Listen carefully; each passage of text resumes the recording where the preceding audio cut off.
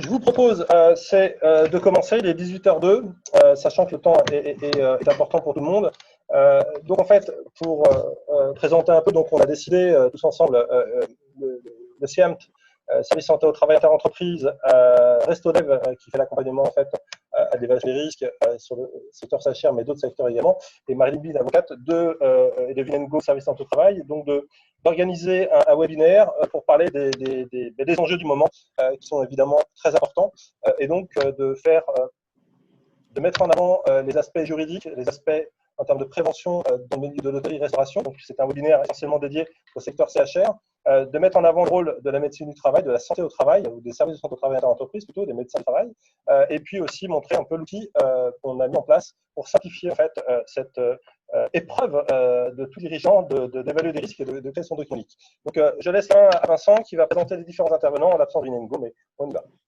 Merci Pascal. Eh ben, bon, d'abord, bonjour à tous. Bienvenue à ce webinaire consacré, comme vous l'avez compris, au document unique, dédié au métier de l'hôtellerie et de la restauration. Je vous remercie d'abord tous d'avoir répondu présent et de vous être inscrits.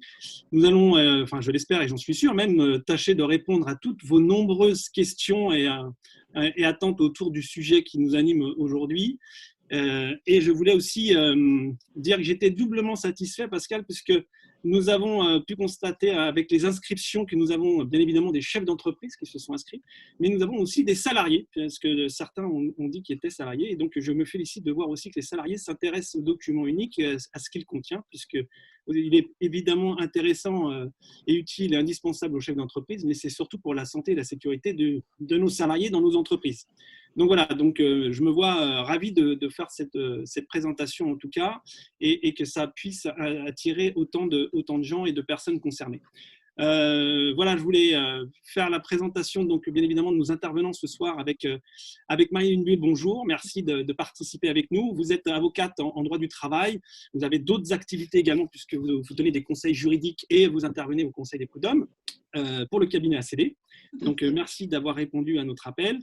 Vingo, qui devrait pas tarder à nous rejoindre ce soir, qui est médecin du travail et qui est surtout le directeur général du SIAMT, qui est le deuxième service de santé au travail en Île-de-France, avec quand même, il a 29 000 entreprises, il faut le dire, qui ont environ, comme vous pouvez le dire, 82% de TPE de moins de 20 salariés, ce qui représente relativement bien les métiers du CHR.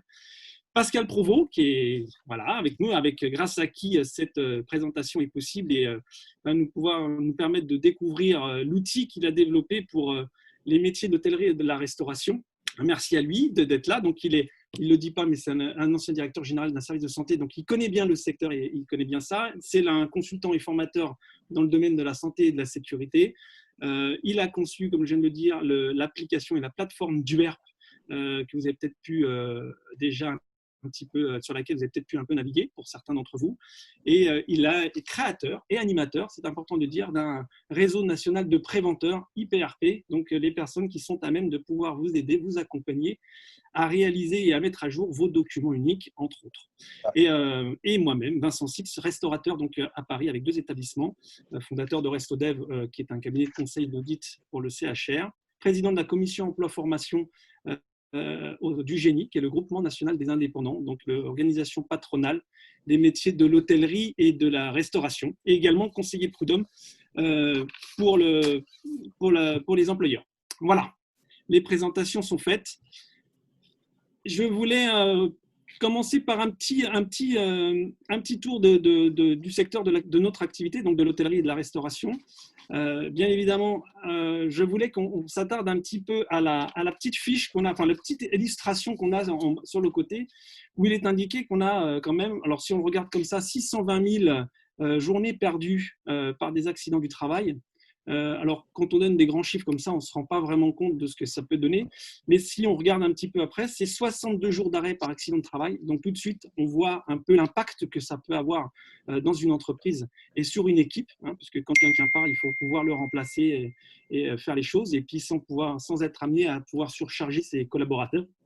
Et on souvent nous met de rappeler aussi les accidents de trajet qui, comme on peut le constater là, c'est quand même un peu plus élevé en immobilisation puisque c'est 72 jours d'arrêt.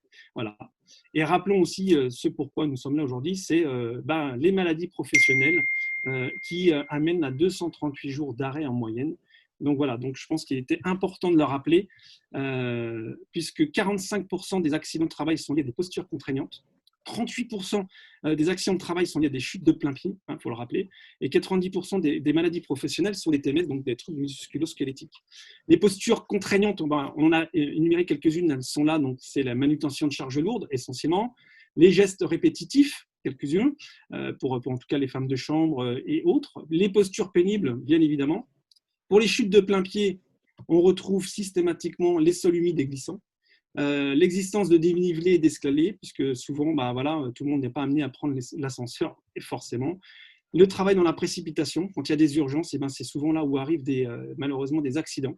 Les pics d'activité, puisque le stress fait que généralement, on peut amener à faire des erreurs ou à ne pas appliquer les consignes comme il faudrait, et donc on arrive à avoir des accidents. Et bien évidemment, les risques chimiques, puisque dans le métier, nous sommes amenés à utiliser ces produits pour des raisons sanitaires, et je crois qu'aujourd'hui, ça s'y prête largement. Voilà, donc ensuite, un petit topo sur les métiers de la restauration, puisqu'on a évoqué l'hôtellerie. Pareil. Oui, juste la page d'après. Voilà, merci Pascal. Voilà, la restauration, où pareil, vous voyez la petite illustration, où là, c'est encore plus marquant. Alors, le chiffre est tellement important qu'on ne se rend pas compte, puisque c'est 2 millions de journées perdues par an, avec quand même par accident de travail 54 jours d'arrêt. Et on voit à peu près, c'est le même moyenne de jours d'arrêt pour les accidents de trajet de 77 et à l'équivalent quasiment pour les maladies professionnelles. Donc, l'hôtellerie n'est pas spécifiquement touchée, la restauration également par les maladies professionnelles. Là, même chose, le but c'est de rappeler là aussi, là où il y a les accidents les plus fréquents. Donc, on retrouve également les chutes dans les escaliers, les chutes en cuisine ou en salle avec des glissades, les coupures avec des couteaux ou dans les phases de préparation. Et souvent, on oublie de rappeler qu'il vaut mieux avoir des couteaux bien aiguisés. Il existe même des formations qui font que quand on a des couteaux bien aiguisés, le salarié a beaucoup moins de chances de se blesser que s'il devait forcer avec les... Moi, Vincent, t'interrompre, mais il y a une personne qui précise, et c'est vrai que moi aussi j'ai le cas, ton son est haché. Donc, je ne sais pas si Marilyn, vous avez aussi cette problématique. Je regarde ma connexion. Non, moi, j'entends bien Vincent. Par contre, vous, c'est plus haché quand c'est vous qui intervenez. Mais Vincent, moi, j'ai un son assez fluide. Ah bon, en tout cas, il y a une personne, M. Kodik, qui précise que le son est haché, qu'il ne comprend rien à ce qui est dit. Donc, c'est un peu gênant. Donc, je ne sais pas s'il y a d'autres personnes. S'il y a des personnes qui ont des problématiques, etc., n'hésitez pas. Il y a un petit module questions et réponses à bien préciser en fait dans Zoom sur les questions et réponses, les questions que vous avez. Donc, je vais pouvoir prendre note pour laisser à la fin du webinaire si on a du temps, suffisamment de temps. Mais en tout cas, s'il y a des problématiques de compréhension du son, n'hésitez pas à en faire part. Soyez les cas isolés, soit c'est pour tout le monde pareil. Et si c'est pour tout le monde pareil, j'ai bien le son qui est à fond. Je suis bien connecté. Je vais mettre moi, j'ai des personnes qui disent que le son est bon avec Vincent, Sophie Ramé. Et moi, le son est mauvais avec Pascal Provost. Donc, et d'autres disent que s'il est possible d'augmenter le son. Donc, malheureusement, c'est pas évident. Je viens de mettre à fond. Pascal, je viens de mettre à fond. Hop, je regarde. Voilà. Ouais, donc, on va essayer de faire en sorte que tout soit audible pour tout le monde, mais c'est pas. On va faire avec les moyens du bord, malheureusement. Et puis, on continue. Je te laisse continuer, Vincent, en espérant que.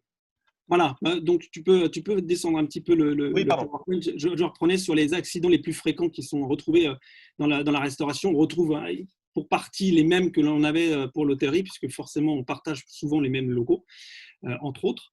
Donc là, on a les chutes dans les escaliers, comme je le disais tout à l'heure, les chutes en cuisine ou en salle avec des glissades parce qu'on n'a soit pas les bons éléments pour pouvoir travailler. Les coupures avec les couteaux. Je rappelais tout à l'heure qu'effectivement, il existe des formations pour savoir comment on aiguise et comment on travaille avec des outils bien coupants et que souvent, quand ils sont bien affûtés, on a moins de risques de coupure.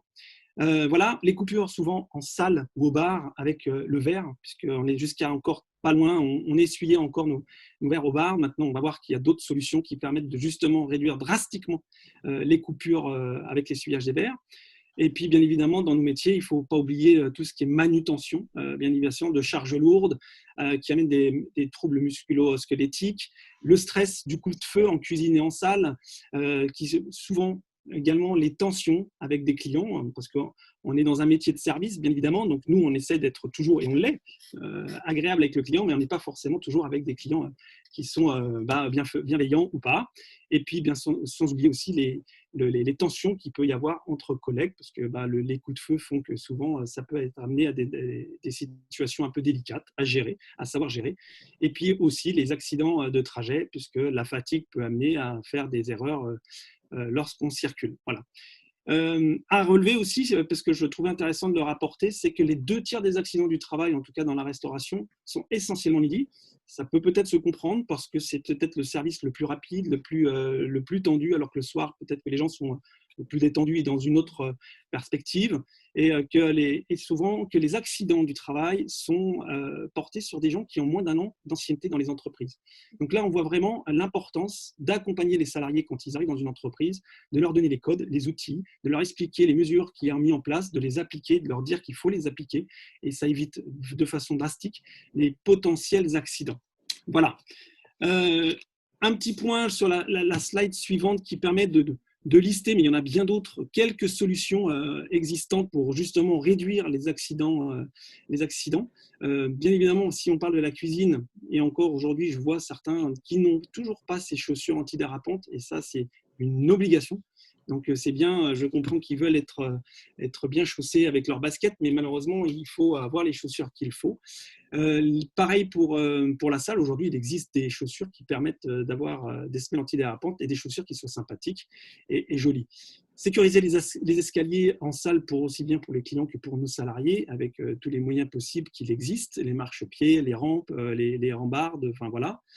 Pareil, souvent on le fait pour nos clients ou pour nos personnels en salle, mais on oublie le personnel de cuisine, souvent avec les accès dans les réserves qui sont un peu plus que contraignantes ou parfois difficiles, donc il ne faut pas l'oublier. On parlait tout à l'heure des accidents avec les coupures, avec les verres. Là, aujourd'hui, il existe des moyens vraiment fabuleux avec le lave-verre osmoseur, par exemple, pour ne plus avoir à essuyer les verres et donc de limiter ou de carrément ne plus avoir de coupure avec les verres. Voilà. On le disait aussi tout à l'heure, le fait de maintenir les couteaux aiguisés et en bon état, ça limite de façon conséquente les coupures. Fournir, bien évidemment, dans la mesure du possible, des gants aux salariés qui leur permettent, aujourd'hui, on a des fameux gants noirs qui permettent d'éviter, pas forcément de toutes les coupures, mais qui permettent d'éviter certaines coupures lors des préparations. Et mettre, alors ça c'est le 6, Pascal, c'est juste après. Voilà. Excusez-moi, j'étais en train de répondre à des intervenants, des spectateurs. Voilà, voilà. Et mettre à disposition, souvent on l'oublie sur les plongeurs, c'est souvent un peu le parent pauvre dans nos cuisines, le plongeur, de lui mettre par exemple des réhausseurs de bacs dans les bacs à plonge pour éviter qu'il soit obligé d'avoir une position pénible ou de se contorsionner pour aller chercher les choses au fond des bacs. Pour certaines plonges, les bacs sont profonds et ça peut amener à des petits soucis. Et puis, bien souvent, dans la précipitation le matin, l'organisation et le rangement dans les réserves fait qu'on ne range pas comme il faut. On va mettre des choses lourdes en hauteur et ça amène à quelques accidents qui peuvent être facilement, en tout cas, évités. Voilà. Le point 7, c'est bon, tu as pour les rehausses? Alors, oui, alors un point important à rappeler sur tous les petits éléments que je vous ai donnés, le laveur osmoseur, aujourd'hui, souvent, ce qui est important pour les hôteliers restaurateurs, c'est de se rapprocher de leur CARSAT ou leur CRAMIF, parce qu'il y existe, et les organisations patronales ont mis en place, le GNI en particulier, des conventions nationales d'objectifs qui permettent de subventionner les entreprises et les chefs d'entreprise pour pouvoir justement avoir des aménagements où ils permettent d'avoir des outils qui réduisent justement la pénibilité au travail et surtout la dangerosité. Donc, par exemple, un rehausseur de bac, c'est tout simple, c'est un petit support en inox qui rehausse en fait le matériel qui est dans la plonge. Au lieu qu'il soit au-dessus, il est dessus. Et alors, donc, ça permet de limiter. Un petit temps mort. Donc, je vois apparaître Vinengo qui a levé la main. Je ne sais pas depuis combien de temps, parce que je viens de m'en apercevoir seulement. Donc, j'espère que ça ne fait pas depuis plusieurs minutes. En tout cas, bienvenue, Vin. Je te laisse rapidement te présenter. Vincent l'a fait, mais je te laisse en fait te présenter. Puis Vincent va reprendre le cours de son sujet. Je voulais pas du tout couper Vincent. Mille excuses, Vincent. Non. Bonjour à tous. Désolé du retard. J'étais déjà pris sur une autre conf call qui a comporté beaucoup de bavards. Donc, je suis vraiment désolé. Écoutez, je suis Vinengo, ancien interne des hôpitaux de Lille. médecin du travail depuis plus de 20 ans et depuis peu directeur général du SIAMP. Nous sommes le deuxième service de santé au travail en Île-de-France et nous suivons à peu près 400 000 salariés pour le compte de un peu moins de 30 000 entreprises. À 84% de très petites entreprises comme les vôtres. Et on a de l'appétence pour le domaine café, hôtel, restaurant, traiteur. Voilà. C'est pour ça que Pascal Provost et Vincent m'ont invité à vous donner quelques visions d'un service de santé au travail. Merci Vin d'avoir répondu en tout cas, parce que pour moi, je pense que c'est essentiel aujourd'hui que la médecine du travail soit associée, en tout cas avec les chefs d'entreprise, à réduire et mettre en place tout ce qu'il faut pour nos salariés, puisque c'est indispensable. Voilà, donc tout à l'heure, on posait la question sur le réhausseur de bac. C'est juste un petit support qu'on rajoute dans le bac en inox, de façon à ce que ça puisse relever ce qui devrait normalement être au fond du bac. Donc voilà, donc ça évite, quand c'est possible, s'il n'a pas besoin de mettre à plonger des choses, de les avoir à hauteur sans être forcé d'aller au fond du bac. Donc là, il y a une personne, M. Perret, qui précisait que ça faisait 10 mois qu'il attendait le remboursement de sa subvention finalement. Donc en effet, je pense que ça doit être assez compliqué et un peu long en fait à obtenir. Mais voilà, donc ça fait partie des processus administratifs qui prennent un peu de temps. Mais en général, tout arrive à tous ceux qui savent attendre, entre guillemets, mais c'est vrai qu'il faut patienter. Alors, je l'ai vécu. C'est vrai que effectivement, les CNO attirent beaucoup d'entreprises. Donc, les dossiers sont assez longs d'instruction.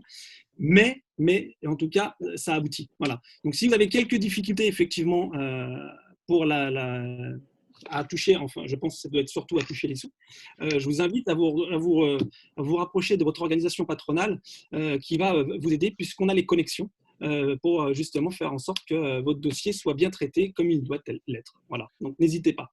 Merci Vincent. On a dépassé le temps de 15 minutes, mais bon, c'est pas grave. On va passer maintenant aux aspects plutôt juridico-conseils de la part du groupe du cabinet CD. Donc Marilyn, à vous la parole. Bonjour à tous, merci de votre présence nombreuse. Donc, je vais effectivement, je suis avocate en droit du travail au sein du cabinet ACD, et donc je vais vous faire un petit topo. Je vais essayer de ne pas être trop juridique non plus sur tout l'encadrement juridique du document unique, et puis ensuite vous aurez un aspect plutôt pratique. Notamment avec Pascal. Alors, aujourd'hui, est-ce que vous devez mettre en place un document unique? Oui, la question est oui, sans hésiter. Le document unique est un document obligatoire, quelle que soit votre activité, à partir du moment où vous employez au moins un salarié. Donc, dès le premier salarié, vous devez mettre en place ce document unique. Je vous rappelle qu'en tant qu'employeur, le Code du travail met à votre charge une obligation de sécurité de résultat vis-à-vis de vos salariés.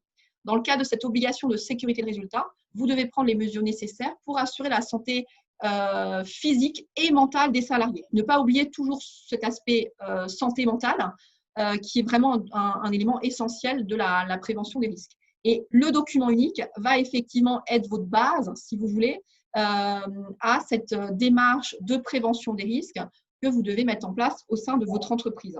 À quoi va servir ce document unique? Il va effectivement vous permettre d'analyser les risques professionnels au sein de votre entreprise, d'identifier les mesures de protection que vous avez mises en place et puis éventuellement planifier les nouvelles mesures qu'il faudrait mettre en place pour réduire le risque. Concrètement, votre document unique doit être mis à jour une fois par an. Vous ne pouvez pas vous dire « je l'ai fait une fois pour toutes et ad vitam aeternam, je suis tranquille ». Il faut vraiment le mettre à jour une fois par an ou avant, si vous avez des conditions de travail qui évoluent, vos locaux, la configuration de vos locaux qui change, vous modifiez les process de travail. Vous devez également le mettre en place si vous avez un accident du travail grave. Et là, on est en plein dans l'actualité.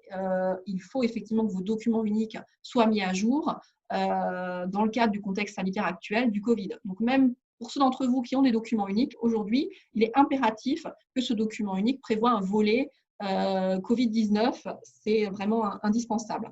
Alors, quel est le format de ce document unique? Aujourd'hui, le Code du travail ni l'administration vous propose un modèle tout fait. C'est à vous de faire effectivement de construire votre document unique.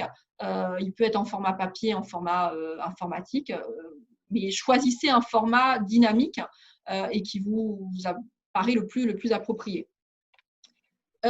Concrètement, qu'est-ce qu'on va mettre dans ce document unique? C'est ce que je disais un peu tout à l'heure, l'identification des dangers. Donc, Vincent Zitz vous a fait un peu déjà un énoncé des différents risques. Il doit contenir une analyse des risques. Ne pas oublier les RPS, donc c'est ce que je vous disais tout à l'heure, les risques psychosociaux. Là aussi, hein, Vincent vous les a évoqués, les problèmes d'agressivité, le stress, les difficultés avec les collègues de travail.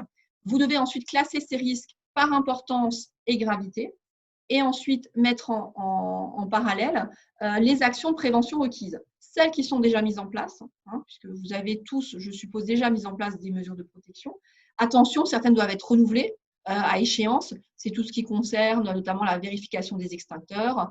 Il faut renouveler les équipements individuels de protection. Il faut renouveler la vérification électrique. Et puis, vous pouvez aussi, à l'occasion de votre évaluation des risques, à l'occasion de la rédaction de ce document unique, vous dire, finalement, je peux aller au-delà. Donc là, effectivement, on a eu ces exemples que Vincent vous disait, pourquoi pas un réhausseur de bac. Ça peut être effectivement des choses que vous pouvez envisager de mettre en place. Cet inventaire des risques, vous devez le faire par unité de travail. Unité de travail comprend l'ensemble des postes qui sont occupés par des salariés qui présentent des mêmes caractéristiques, sachant qu'un seul salarié peut être une unité de travail à lui tout seul. Donc, votre femme de ménage va être une unité de travail à elle toute seule. Votre barman, s'il est seul, va être une unité de travail. Vous allez avoir la salle qui va correspondre à une unité de travail, éventuellement le personnel administratif, la cuisine. Voilà, à chaque fois, vous allez effectivement identifier les risques propres à chaque unité de travail, sachant que vous allez aussi pouvoir avoir des risques un peu généraux, notamment la circulation dans les locaux, qui peut être effectivement un risque commun à l'ensemble des salariés. Comment le faire, ce document unique, concrètement? Il faut, le Code du travail vous donne pas beaucoup d'explications. Le Code du travail précise que ce document unique est de la seule responsabilité de l'employeur. Donc concrètement, l'employeur doit se débrouiller pour établir ce document unique. Bien évidemment, il est vivement conseillé de ne pas faire ce document unique seul dans son coin, mais d'y associer plusieurs intervenants. Les représentants du personnel, si vous en avez, notamment les élus du CSE. Je vous rappelle que vous devez mettre en place un CSE qui remplace désormais les délégués du personnel ou le comité d'entreprise. Si votre effectif est supérieur à 11 salariés équivalent temps plein sur une période de 12 mois consécutive. Attention, ça a été le sujet de la jurisprudence Amazon dont vous avez peut-être entendu parler dans le cadre du Covid, où effectivement la société Amazon avait fait une évaluation des risques, avait mis à jour son document unique, mais n'avait pas associé les élus du CSE. Et c'est effectivement ce qui lui a été reproché, tant par le tribunal de première instance, mais également par la cour d'appel. Alors, entre-temps, ils se sont arrangés avec leurs représentants du personnel, mais en tout cas, ça a créé quand même un gros remous au sein de la société et puis dans la presse. N'hésitez pas à y associer les salariés eux-mêmes, sachant que c'est vraiment, ça me paraît vraiment indispensable. Alors, il y a des salariés qui nous écoutent a priori. N'hésitez pas à être force de proposition. Vous connaissez votre poste du travail, vous connaissez les gestes que vous accomplissez. Vous avez effectivement ce regard sur les risques et vous pouvez effectivement être force de proposition et participer à cette évaluation des risques professionnels. Et ensuite, autre acteur, le service de santé au travail. D'où également la présence de Vinengo. Le service de santé au travail qui peut être une aide précieuse pour les employeurs dans le cadre de cette démarche de prévention des risques et de rédaction du document unique. Alors, vous pouvez bien sûr confier ce travail à un prestataire extérieur. Attention, il y a pas mal d'intervenants sur le sujet. Il faut vraiment que vous fassiez appel à un intervenant en prévention des risques professionnels qui est dûment enregistré près de la directe. Donc, faites attention. Et parfois, vous pouvez faire appel à d'autres acteurs pour des coûts qui ne sont pas forcément plus réduits. Donc, il faut être vigilant sur ce sujet. Autre acteur également, c'est le référent Covid-19. Alors, on attend encore le protocole sanitaire de déconfinement dans l'hôtellerie-restauration, mais il semblerait qu'il est conseillé aux employeurs de mettre en place un référent Covid-19 ou un référent protocole sanitaire. Donc, effectivement, n'hésitez pas à faire intervenir ce référent sur tout ce qui est la partie Covid-19 de votre document unique. Pascal, Marilyn, oui. Il y a bien sûr, normalement, toute entreprise doit nommer un référent sécurité interne ou externe, oui. Et le référent Covid-19 vient en plus de ce référent sécurité en interne. Tout à fait. Je suis passé au slide suivant. Alors, pourquoi réaliser le document unique? Je vous l'ai dit, c'est obligatoire. Si vous ne le faites pas, ça peut vous coûter des sous, un peu. Puisque effectivement l'absence de document unique ou de mise à jour, donc attention, mise à jour annuelle, je le répète, est punie d'une amende pour les contraventions de 5e classe. Ça fait quand même 1 500 € pour les personnes physiques, 7 500 € pour les personnes morales. Donc, ça vaut le coup ce point de le faire. De plus en plus, les inspections du travail réclament, dans le cadre de contrôle, ces documents. Pendant longtemps, c'était un peu le parent pauvre, hein, je vous l'avoue, mais de plus en plus, j'ai des clients qui viennent me voir en me disant l'inspecteur du travail a fait une visite, il a regardé l'affichage obligatoire, le registre du personnel et il voulait voir le document unique. Bien entendu, le document unique est aussi également très important dans le cadre de contentieux. De plus en plus, les juges ou les confrères adverses, moi j'interviens plutôt pour les employeurs, hein, effectivement, confrères adverses qui défendent les salariés, nous mettent en demeure de produire ce document unique. Ça peut être effectivement important dans le cadre de contentieux en faute inexcusable. Pourquoi? Parce que le document unique permet de montrer que l'employeur a effectivement mis en place une vraie démarche de prévention des risques. Il y a une vraie réflexion là-dessus. Alors, c'est vraiment… ça peut sauver un dossier. Alors, effectivement, de reconnaissance en faute inexcusable, ça peut… c'est vraiment important. Quand on ne l'a pas, je vous avoue qu'on est un peu embêté. Le document unique… alors, c'est le… voilà. En plus, effectivement, le document unique, je trouve que c'est quelque chose, surtout si vous y associez les salariés, pour moi, il y a quelque chose d'assez positif.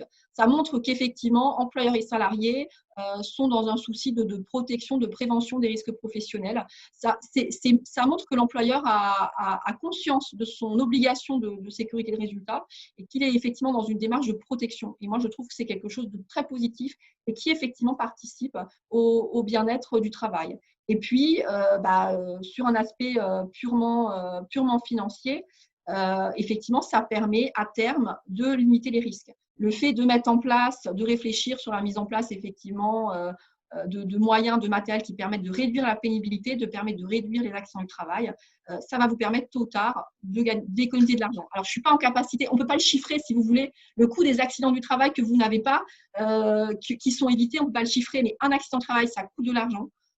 Ça coûte de l'argent en termes de maintien de salaire, ça coûte de l'argent parce qu'il faut remplacer les salariés absents. Donc, c'est une source de contentieux aussi. Donc, il y a plein de sources de coûts.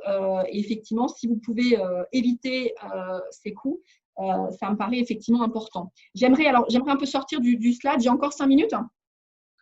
Oui, quelques minutes. Allez, 2 minutes. Parler un peu de document unique sous l'angle Covid.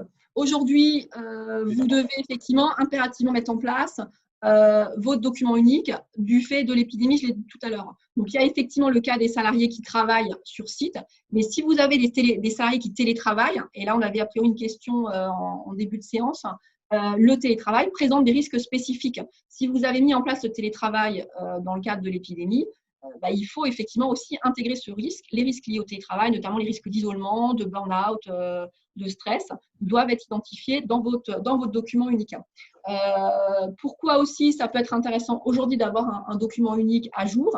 Certains l'ont peut-être vu, l'assurance maladie propose une aide pour l'achat de matériel de protection lié au Covid. C'est dans la limite de 5 000 €, hein, c'est 50% de ce que vous dépensez, sachant que ce que vous avez déjà dépensé depuis le 12 mars est pris en compte, et donc jusqu'au 31 juillet, toutes les dépenses de plexiglas, de masques, de visières, de points d'eau, tout ça peut effectivement être remboursé.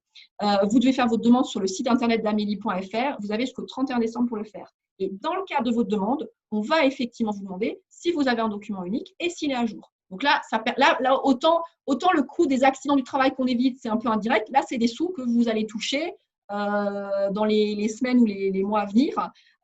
Et ça vaut le coup, effectivement, de se mettre en sécurité vis-à-vis de ça. On peut aussi avoir tout un contentieux sur le Covid en tant qu'accident du travail ou maladie professionnelle. Je ne rentre pas dans le détail parce qu'on n'a pas beaucoup de temps, mais il y aura peut-être un contentieux qui va se développer là-dessus. Et effectivement, le fait d'avoir un document unique à jour avec un volet Covid, ça va être un élément important dans ce type de contentieux. Et autre point, vous pouvez également avoir des salariés qui vont refuser de prendre le travail. Alors, ça reste peu fréquent, mais effectivement, alors l'aide est pour toutes les entreprises, c'est à partir de 50, c'est jusqu'à 50 salariés. Vous avez raison de Cécile de poser la question. Pour l'aide sur la prise en charge du matériel, ça ne concerne que les petites entreprises, moins de 50 salariés. Donc, pour les autres intérêts du document unique, c'est effectivement les salariés qui risquent de refuser de revenir travailler. Alors, par expérience, j'ai été peu confrontée à cette situation, mais des salariés hors personnes vulnérables peuvent vous dire, mais moi, j'estime que ma santé, ma sécurité ne sont pas assurées et je refuse de revenir sur mon travail, sur mon lieu de travail. Si vous estimez avoir fait le nécessaire, c'est un dossier qui risque d'aboutir à un licenciement et à un prud'homme. Et là, effectivement, il y aura un débat sur les mesures que vous avez mises en place ou non, est-ce qu'elles sont suffisantes ou non, et le document unique sera la base de ce débat.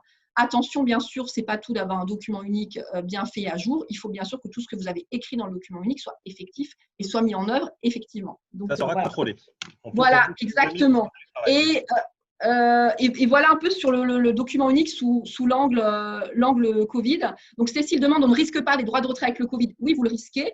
Vous risquez effectivement d'avoir des salariés qui font jouer le droit de retrait, mais il semble, d'après la position de l'administration aujourd'hui, que si vous avez mis en place toutes les mesures de protection qui sont préconisées et le protocole qui va être diffusé dans le secteur HCR va être important, ne devrait pas y avoir, le droit de retrait devrait être considéré comme illégitime. Maintenant, ça reste la position de l'administration. On verra ce que ça donnera devant les prud'hommes au contentieux. On est dans une situation complètement inédite. Donc, mais je pense qu'effectivement, si vous avez déjà mis en place toutes ces mesures, vous avez un document unique à jour, vous êtes quand même bien armé pour vous défendre dans ce type de dossier sur les droits de retrait. Oui, alors, merci d'avoir répondu aux questions, Marine, des participants. Juste deux petites, enfin 30 secondes, même pas. C'est juste dire que pour le Covid, on a une obligation de moyens. Donc, bien évidemment, il est important de pouvoir mettre en place le protocole de déconfinement qui devrait être annoncé et validé demain par le Premier ministre et d'y appliquer ce qu'il y aura dedans, ainsi que les fiches métiers. Donc, voilà. Donc, si ça s'est mis en place dans l'entreprise, vous avez mis les moyens. On est pas mal. Donc, normalement, il n'y a pas de raison à ce qu'il puisse. Je précise aussi, puisqu'il y a une question qui a été posée sur le sujet à laquelle j'ai répondu en direct, là, c'est qu'évidemment, depuis le début de la pandémie, nous, à la prévention, mettons à disposition de tous nos clients en fait, des plans de prévention télétravail et Covid-19 avec tous les stades, sachant que vous pourrez, via l'interface, on le verra, désactiver différents stades. Si on se prend l'exemple d'une deuxième vague qui arrive, peut-être qu'il faudra remettre en place un confinement et vous pourrez réactiver en fait, dans le document unique qu'on vous met à disposition cette situation, ce stade. Voilà. Je pense qu'on avait terminé sur l'aspect juridique. Ah non, il y a encore aussi… si. Ah oui, mais ça c'est 30 secondes. A priori, des salariés sont également présents. L'employeur a une obligation de sécurité de résultat, mais les salariés ont également l'obligation de faire attention à leur santé, à leur sécurité et de faire attention à la santé et à la sécurité des autres personnes, que ce soit les collègues, les tiers, clients, fournisseurs. Donc, faites attention à vous. Respecter les règles de sécurité qui sont préconisées, même si elles ne peuvent pas être contraignantes. À défaut, ça pourra effectivement faire l'objet de sanctions. J'ai des clients qui m'ont demandé, un salarié qui refuse de porter un masque en présence de clients, est-ce que c'est un comportement fautif? Oui, effectivement, au même titre que le refus de porter des chaussures de sécurité, oui, ça peut justifier une sanction, pouvant aller jusqu'au licenciement. Donc voilà, il faut effectivement que les salariés soient sensibilisés aussi à cette obligation. Et je crois que j'en ai fini. C'est ça, il y avait juste le dernier chapitre, vous avez peut-être déjà parlé, Marilyn. Merci à vous. On va passer sur les 9 principes généraux de prévention. Et là, je vois le logo SIAMT qui est affiché en haut à droite, qui me fait te donner la main, Lynn, sur ce sujet. Merci Pascal. Écoutez, pour rebondir, pour faire la passerelle avec Marilyn, il est clair qu'il faudrait avoir l'œil à tout et avoir pensé à tout. Et Vincent a très bien judicieusement fait la remarque tout à l'heure. Dans ce contexte de Covid-19, il faudrait effectivement que vous puissiez justifier, tracer et garder toutes les actions, toutes les traces, toutes les preuves comme quoi vous avez déployé tous les moyens et surtout des moyens renforcés pour pouvoir protéger vos salariés, pour pouvoir combattre le risque à la source. Alors, je vais vous évoquer les 9 principes généraux de prévention. C'est des principes de base, c'est un peu un guideline pour vous et surtout pour les agents de contrôle que vous allez croiser tout le long de votre route. Qu'est-ce qu'il faut retenir de cela? Simplement, la première idée, c'est surtout d'éviter complètement les risques. Mais vivre, c'est déjà prendre un risque. Donc, je ne sais pas comment on fait pour éviter à 100% les risques. Je ne sais pas. Vous, peut-être, vous le savez, mais moi, je ne sais pas. Donc, si on n'arrive pas à enlever complètement les risques et éviter complètement à 100% les risques, il faudrait pouvoir aussi les identifier, pouvoir les évaluer C'est pour ça qu'on parlait de document unique pour l'évaluation des risques. Pourquoi évaluer? Tout simplement pour pouvoir les identifier, pour pouvoir les coter, pour pouvoir savoir, estimer à combien de pourcentage de risque, avec une probabilité que ça arrive ou pas, afin de pouvoir les combattre à la source. L'une des solutions de combattre les risques à la source, c'est aussi de pouvoir faire le bon choix des outils, des équipements et surtout adapter ce qu'on appelle le travail à l'homme. C'est vraiment pompeux comme phrase, mais en gros, ça revient à ça, c'est surtout prendre des idées, se faire aider, avoir des suggestions et regarder simplement comment on pourrait adapter un poste de travail ou en tout cas faire de telle sorte à ce que vos salariés, et vous-même d'ailleurs, vous en tant que chef d'entreprise, en tant que dirigeant d'entreprise, souvent vous mettez la main à la pâte, hein, c'est pas un jeu de mots, mais ça permet aussi d'avoir de bons outils pour éviter de casser votre santé, de casser vos salariés et de vous casser vous-même. Alors, il faudrait aussi, dans ce cas-là, tenir compte de l'évolution de la technologie et de la technique, parce que c'est comme un couteau. Je pense que ça parle à tout le monde. Si vous n'achetez pas le bon matériau et surtout vous l'entretenez pas, malheureusement, votre couteau, à un moment donné, il faudrait en changer. Qu'est-ce qu'il y a d'autre? Il faudrait remplacer, bien sûr, tout ce qui est dangereux, notamment en matière de machines. C'est pour ça qu'il est de plus en plus, depuis un certain nombre d'années, on a vu arriver des générations de machines avec des carters, avec des protections. Et maintenant, on va aussi mettre des protections en plexiglas, en visière, en tout ce que vous voulez, autour des salariés, sur leur tête et autour des postes de travail. Il faudrait aussi penser à planifier l'ensemble de vos préventions, tout ce qui est en termes de stratégie de prévention. Et cela, il faudrait absolument que vous puissiez aussi penser à tout, l'organisation, l'équipement, la technique, les conditions, et puis sans oublier les relations sociales primordiales en ce moment.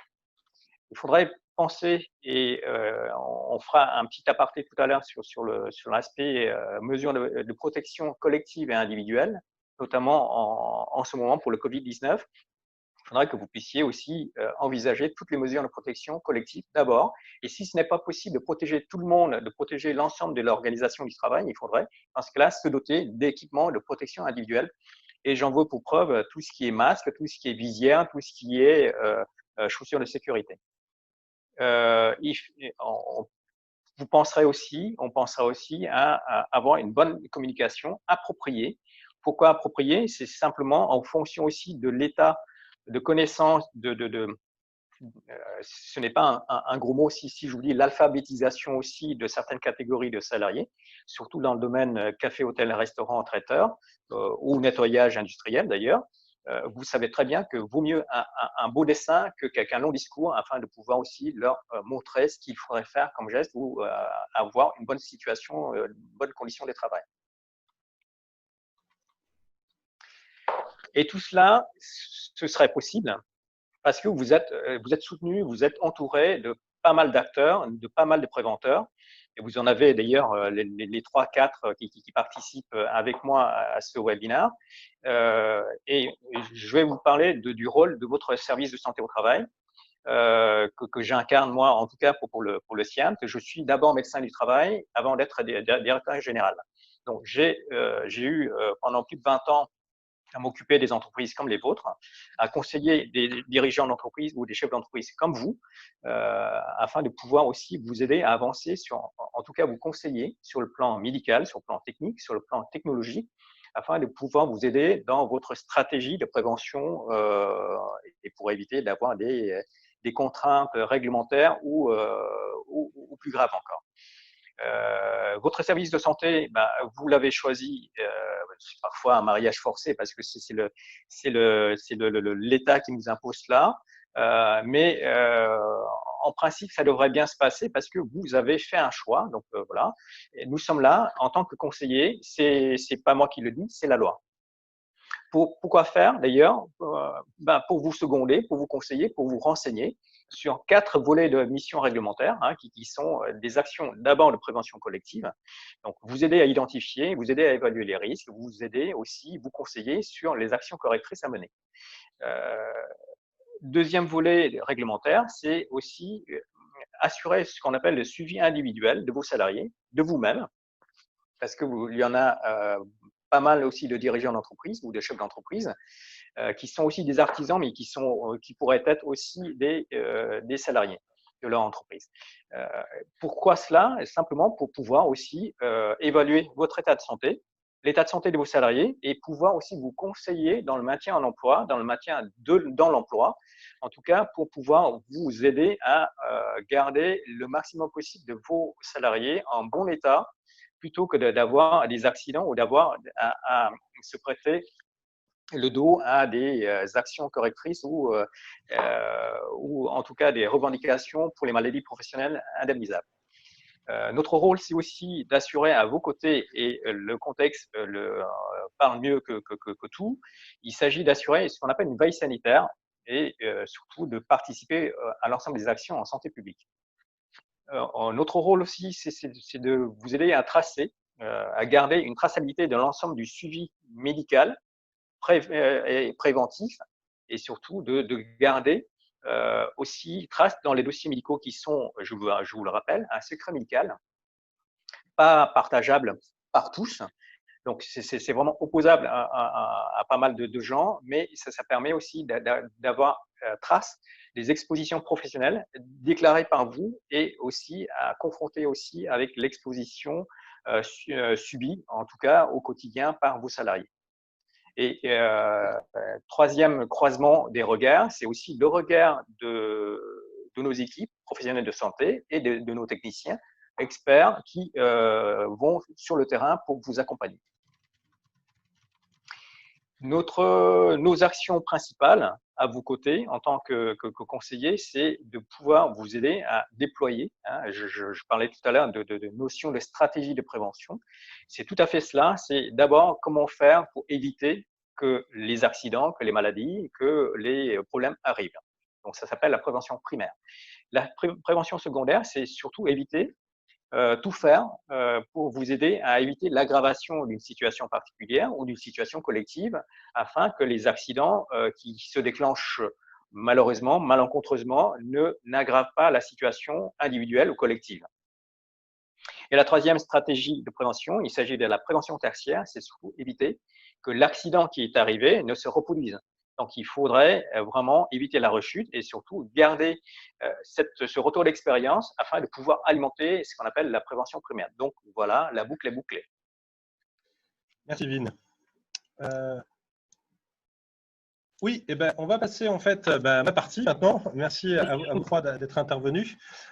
Donc aujourd'hui, la plateforme en fait qu'on a mis à disposition dans le cadre de la pandémie, donc dans le cadre d'une action solidaire qu'on a mis en place pour le secteur du CHR, comme certains ont pu le constater, et je vois que dans les participants, plusieurs personnes sont déjà utilisatrices de ces plateformes. Donc nous mettons à disposition en fait de toutes les entreprises du secteur CHR, quartier, hôtel, restaurant, traiteur et organisateurs de réception et discothèques également. Donc un modèle de document unique, une plateforme en fait à partir duquel vous allez pouvoir réaliser votre document unique à partir d'un modèle qui a été déjà travaillé avec d'ailleurs une fédération patronale, le GNI, où il y a un travail collectif avec notre société pour essayer de faire un document unique le plus exhaustif, le plus consistant. Donc en effet, il est lourd, il est consistant, mais il va vous permettre d'identifier un très gros pourcentage de dangers, de risques et surtout vous proposer des mesures de prévention pour prévenir les risques et vous actualiser du document unique et notamment, comme on l'a dit tout à l'heure, du plan d'action télétravail et Covid-19 qu'on a nous poussé à l'ensemble de tous nos clients,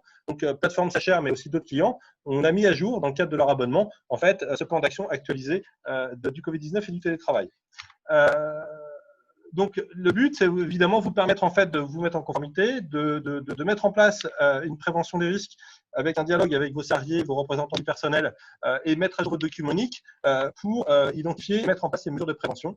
Sachant que cette plateforme, CHR, que vous mettre à disposition un modèle de document unique, vous pouvez faire appel à un expert en prévention des risques, IPRP, qui peut vous accompagner à distance pour répondre à vos questions et vous guider, vous prendre par la main sur l'outil si vous avez des hésitations ou vous souhaitez avoir cet échange, ce dialogue. Et vous pourrez aussi potentiellement vous faire accompagner par un technicien HSE, un service de santé au travail également, de SIAMT, qui pourra en fait aussi intervenir sur le terrain, comme un IPRP externe. Le service de santé au travail peut vous accompagner pour faire un travail un peu plus pertinent, dans le sens où une personne extérieure qui intervient verra toujours des dangers que vous, employeur, vous ne voyez plus parce que vous êtes tous les jours, vous vivez tous les jours avec, et on finit par ne plus voir les dangers, les risques auxquels sont exposés les salariés. L'intervention externe d'une personne permettra d'avoir ce recul et de voir ce que vous ne voyez plus.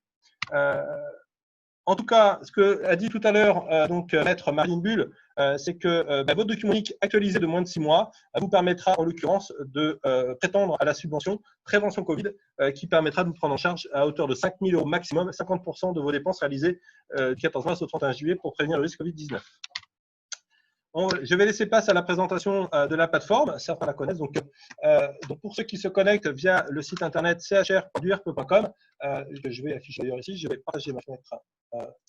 Voilà, je vais partager l'écran. Alors, je vais mettre en pleine fenêtre, Fonz. Voilà. Donc, partagez votre écran. Nouveau partage, voilà. Écran 2. Vous voyez bien, tout le monde, les conférenciers, vous voyez bien en fait la plateforme CHR. D'accord.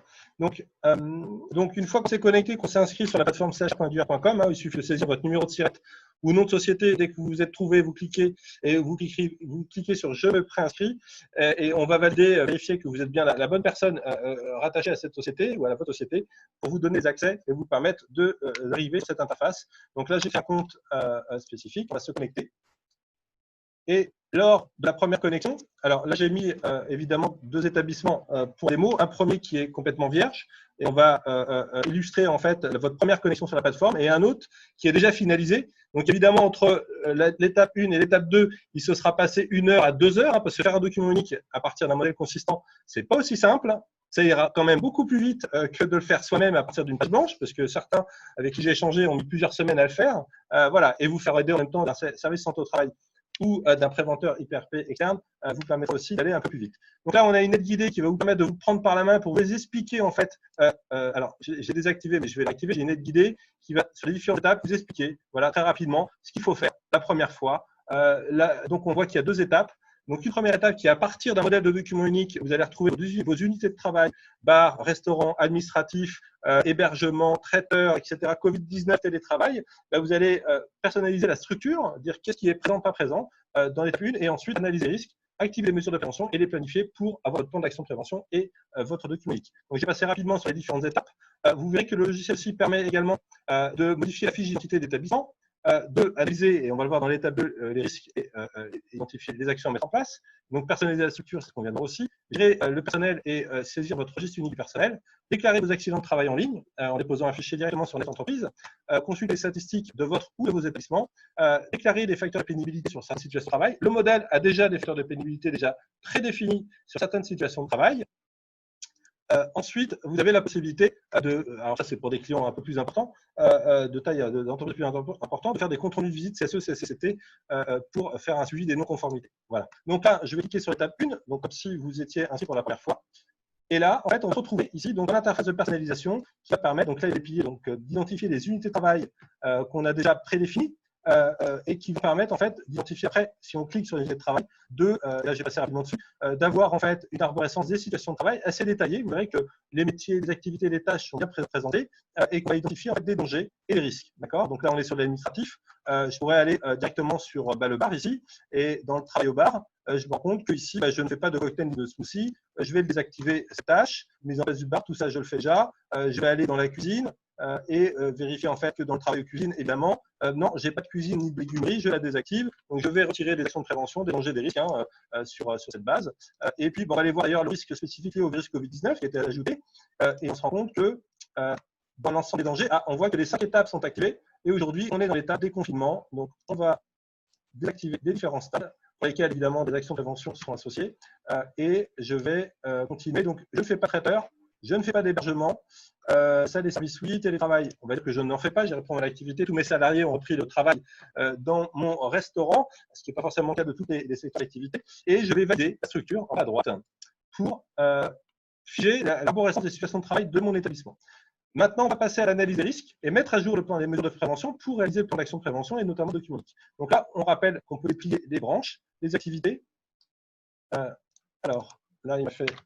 Bon, c'est pas grave, je vais le désactiver. Donc, on va pouvoir ici retrouver en fait toutes les branches qu'on a activées et désactivées et pouvoir en fait, si je vais dans le bar, par exemple, sur le coup de feu ou broche, ici, j'ai un danger, il ne peut pas s'extraire de son service. Je vais identifier la mesure de prévention qui est désactivée par défaut, prévoir le personnel en fonction de la connaissance de l'activité du bar. Donc, je vais activer cette mesure de prévention et je vais passer au lavage de la vaisselle. Et je vais comme ça, au fur et à mesure, déplier les situations de travail, identifier les risques. Je vais activer ici toutes les mesures de prévention, voilà, mettre à disposition des gants d'isolation thermique, éteindre la machine. Ah, il voit qu'il y a une autre action identique, il va mettre à jour automatiquement l'autre mesure.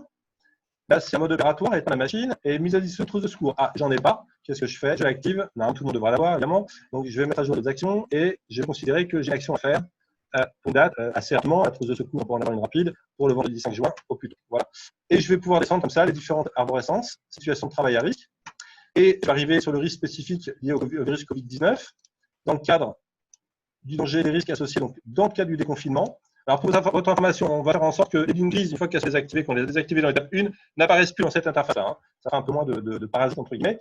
Et si vous avez toutes les mesures de prévention qui sont par défaut désactivées, et bien sûr, respectez le protocole national de déconfinement. Et là, vous avez des liens qui vous permettent déjà de télécharger le protocole de déconfinement pour en prendre connaissance. Voilà, donc c'est des étapes. Je vais fermer la fenêtre. Et je vais revenir sur la présentation. Voilà, je remets en plein écran. Voilà. Et donc, comme ça, vous allez activer les mesures de prévention au fur et à mesure, diffuser la fiche sur les gestes barrières à l'ensemble du personnel, faire respecter les collaborateurs et les mesures barrières et de distanciation, poser les signalétiques au sol, parce qu'on a fait beaucoup de sociétés jusqu'à aujourd'hui. Voilà. Donc là, je ne vais pas tout activer par défaut, mais vous voyez, il y a quand même à peu près ici 40 mesures de prévention issues du protocole national de déconfinement. Il va falloir préciser si elles vous concernent ou pas, comme des désinfections des locaux, etc. Donc, je ne vais pas tout activer parce que je l'ai déjà fait pour la version 2. Sachant qu'après, évidemment, on va préciser quelles sont les actions de prévention à mettre en place ou pas. Donc là, je vais réduire, je vais valider le plan d'action. Donc, il y a certains risques qui ne contiennent aucune mesure de prévention, évidemment, je n'ai pas fini mon travail, je ne vais pas le finir ici, donc je vais valider quand même le document unique. On peut quand même malgré tout générer ou imprimer une version de travail, télécharger le document unique dans son état. Tout ce qui aurait été commencé n'est pas perdu. On peut reprendre ce travail-là, hein, évidemment, puisque ça va prendre 1 heure, 2 heures. On peut reprendre le travail dans un second temps. Donc là, je suis à jour, mais évidemment, je n'ai qu'aujourd'hui 13 actions de prévention au total qui ont été activées. On voit que dans la version 2, là, que je vais activer ici, on va avoir un document unique pour lequel on voit les indicateurs d'avancement en haut où j'ai 4 mesures à faire, 4 mesures en cours, 150 mesures existantes et les 581, c'est un chiffre qui fait très peur au départ. C'est pour ça qu'on affiche uniquement en fin d'étape. Ce sont toutes les mesures de prévention pour lesquelles vous n'êtes pas concerné. D'accord? Donc ça, potentiellement, on pourrait ne pas l'afficher. Et en l'occurrence, on va retrouver sur Covid-19, on va aller retourner sur le déconfinement et on va retrouver ici pour le risque toutes les mesures de prévention qui sont soit en cours, soit on voit à la couleur ici du toggle du bouton qui est orange, qui sont existantes en vert et celles qui sont désactivées. Voilà. Voilà, grosso modo, voilà, désaffecter les locaux, ce qu'on a vu tout à l'heure. Voilà. Donc là, j'ai mon document unique qui est, on va dire, quasiment finalisé. Pour lequel j'ai des passifs verts sur la droite. Quand il y a une mesure à renseigner parce qu'il y a une date qui n'est pas affichée ou une vérification périodique obligatoire dont la date est arrivée à échéance, je vais avoir une pastille rouge qui me dit qu'il y a la mesure à renseigner. Pourquoi? Parce que la date, l'action va revenir automatiquement au statut à faire. Donc, alors qu'elle était existante. Et là, en fait, il va falloir mettre à jour cette action. Vous serez alerté aussi par email des actions de prévention qui arrivent à échéance ou qui sont en retard. Vous êtes prévenu aussi par email de la mise à jour annuelle du document unique. Donc, on vous tient par la main. Et on vous informe en fait de la mise à jour de votre document unique, surtout de votre plan d'action de prévention des risques. Donc là maintenant que c'est terminé, je vais valider mon plan d'action à nouveau, ici, très bien, et je vais générer le document unique PDF directement, ici, en cliquant ici sur télécharger le DUR. Voilà, donc il vient de se mettre en bas à gauche de mon écran. Je vais cliquer dessus. Voilà. Donc là, on a un format de présentation, on va dire allégé, qu'on a mis par défaut en fait sur la plateforme chr.dur.com, qui va, on peut mettre d'autres éditions, des camemberts, des histogrammes. On n'a pas voulu alourdir. Donc vous avez une version en fait très compactée, mais malgré tout quand même avec un certain nombre de pages. Donc là, je vais les descendre. Vous avez voilà, très rapidement les principes généraux de prévention qui ont été présentés par le docteur et directeur général Vinengo. Pourquoi l'évaluation, les obligations de mise à jour, l'historique des révisions. Ce qu'il faut savoir, c'est que chaque révision annuelle, là j'en ai fait évidemment plusieurs sur le même jour, est historisée et vous permettra en fait d'aller recharger ou comparer en fait une précédente version de vos documents uniques et celle actuelle pour mesurer les écarts de performance en termes de prévention des risques. Voilà, donc on a un chapitre sur l'introduction, on a la méthodologie de cotation et la grille, la matrice de cotation des risques, les définitions de ce qu'est le risque initial et le risque résiduel, qui est aussi ce qu'on appelle aussi le risque actuel. Vous allez retrouver en fait toute l'arborescence des situations de travail à risque de votre document unique que vous avez en fait activé ou laissé actif tout à l'heure, étape 1. Et si je descends avec page down, ça va aller plus vite. Un petit camembert pour les risques les plus importants. Donc là, on voit dans ce que j'ai fait que c'était les agents biologiques et les postures contraignantes, manutention manuelle, le bruit et les outils à main, voilà, qui sont dans les principales classes de risque. Et on va retrouver ici un tableau croisé qui est très pertinent, puisque ici, on va mettre en avant tous les risques, ce qu'on appelle initiaux, c'est-à-dire sans tenir compte des actions de prévention, qui sont présents avant même que vous ayez mis en place vos mesures de prévention, par classe de risque et par unité de travail. Donc, on voit clairement ces trois jeux de couleurs, vert, orange, rouge, et un valeur qui est la valeur du risque initial. Quels sont les risques les plus critiques, notamment les agents biologiques, les ambiances thermiques, chute de plein pied, les outils à main, donc souvent les coupures, hein, c'est les plaies qui sont les plus fréquentes, les produits chimiques, le travail répétitif et les vibrations. C'est pour les mixeurs, blenders, etc. Et là, vous allez pouvoir comparer en fait ce tableau avec le tableau issu de la mise à jour de votre document unique et de l'action ou pas de l'activation des actions de prévention, pardon, excusez-moi, les mesures de prévention qui ont été activées et qui sont existantes. Donc là, j'ai fait volontairement quelque chose de très positif puisque toutes les mesures de prévention que j'ai activées sont existantes quasiment, sauf pour les vibrations où j'ai considéré qu'il y avait une action qui restait à faire. Après ce tableau, on va pouvoir, en fait, comme vous le connaissez pour certains, déjà avoir une vision un peu tableau Excel de votre plan d'action. Ici, pour l'unité de travail administratif, on va voir pour le bar.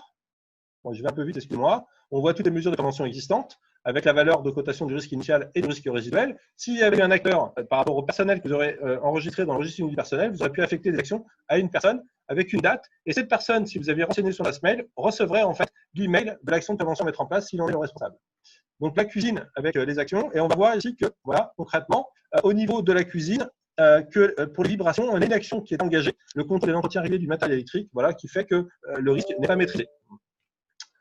Et voilà, donc on va pouvoir détailler. Évidemment, ce qui est intéressant, c'est que si vous avez un préventeur externe, technicien chez eux d'un SSTI ou un IPRP qui vient et qui se déplace chez vous, l'avantage qu'il va vous montrer les dangers présents, il va pouvoir les prendre en photo et elles seront automatiquement associées dans votre document unique sur l'illustration des actions existantes ou l'illustration des actions à engager. Donc on montre soit le danger en photo ou soit l'action qui a été réalisée et c'est une preuve, une traçabilité que vous pouvez ajouter à votre document unique dès lors que vous avez cette personne qui vient intervenir, sachant que vous pourriez aussi potentiellement le faire vous-même. Voilà, donc là, je détaille, je descends rapidement, et on arrive à la suite, en fait, à un lexique, évidemment, pour vous expliquer différents termes, et la définition des classes de risque qu'on va trouver ici. Voilà. Voilà la présentation d'outils. Je ne sais pas si… Alors, je crois que entre-temps, plusieurs personnes ont… alors, je ne sais pas si les conférenciers, vous aviez un point particulier. On a essayé de répondre aux questions pendant que tu parlais.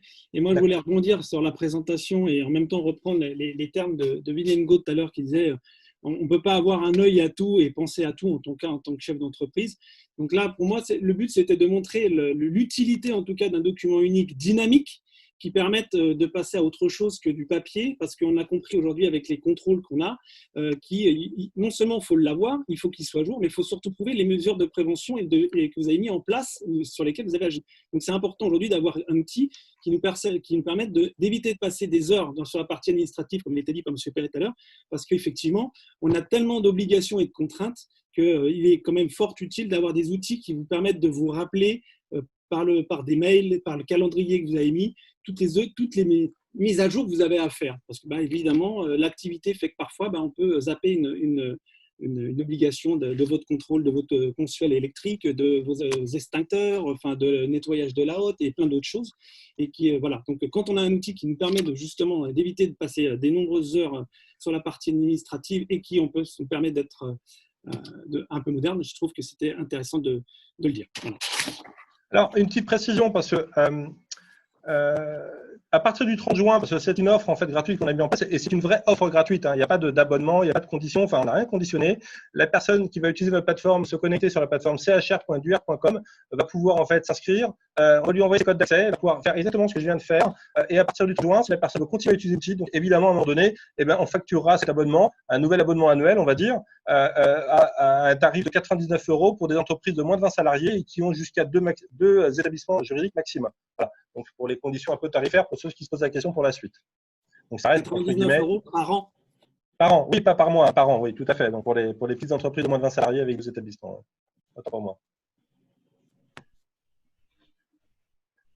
Voilà, donc je ne sais pas si d'autres questions, si vous avez répondu à toutes les questions. Alors, oui, il y a une personne qui pose la question sur d'avoir une explication concernant les matrices que nous avons utilisées pour la cotation des risques. La matrice qu'on avons utilisée, c'est une matrice de cotation, donc je vais l'ouvrir très rapidement, il est 19h10. Je vais ouvrir le fichier. Donc ça, c'est pas celui-là, ça c'est un plan d'action. Je vais me reconnecter sur la plateforme. Voilà. Donc pour revenir, si je veux s'afficher. Voilà. Donc, la matrice de cotation qu'on a utilisée aujourd'hui s'appuie sur 3 facteurs de cotation, la gravité, la fréquence et la probabilité. Donc nous, on a mis une matrice par défaut où on va pondérer à la hausse la gravité, c'est-à-dire que plus on va s'orienter vers le décès, et plus, là en l'occurrence, excusez-moi, là c'est une gravité normale. Donc on va prendre ces 3 facteurs, pardon, et les multiplier entre eux, donc pour arriver à avoir une valeur maximum qui va être de 4 fois 4 fois 4, c'est-à-dire 64, c'est ce qu'on voit, on voit en bas à droite de la matrice, donc de 1 à 64 pour coter les risques. Voilà, c'est pour répondre à la question de personne, en espérant que c'est… voilà. Sachant que des personnes me demandent s'il y a un numéro de téléphone pour échanger sur cet outil, je répondrai qu'il suffit de m'appeler ou de me contacter par le site internet pour après échanger plus amplement. On ne peut malheureusement pas donner la parole à tout le monde dans le cadre de ce webinaire, on essaie de répondre aux questions. Voilà. Personne me répond à nouveau quel est l'engagement financier après avoir souscrit à l'application verte. L'engagement, il n'y en a pas. Après le 1er juillet, c'est si vous souhaitez continuer à utiliser l'outil pour une TPE de moins de 20 salariés, ça vous en coûtera 99 € hors taxe à l'année. Voilà. Je pense avoir répondu, je pense qu'on a répondu à l'ensemble des questions. Donc, s'il n'y a pas d'autres questions qui viennent s'afficher sur notre petite interface Zoom, ce que je vous propose à tous, c'est de clore ce webinaire qui aura duré à peu près 1h10. Donc, c'était le temps qu'on s'était donné pour celui-ci. En tout cas, je remercie les conférenciers pour leur participation vraiment pertinente. Les participants également, puisqu'on avait à peu près 100 participants au départ. On finit avec 43 participants au bout d'une heure 10. Donc, merci encore à tous. Passez une bonne soirée et on se tient à votre disposition pour des conseils et des accompagnements ou aussi bien les services santé au travail que Restodel et Marilyn pour les aspects juridiques. Merci à vous tous et bonne fin de soirée. Merci, au revoir. Merci à vous. Merci à vous, au revoir. Merci, au revoir.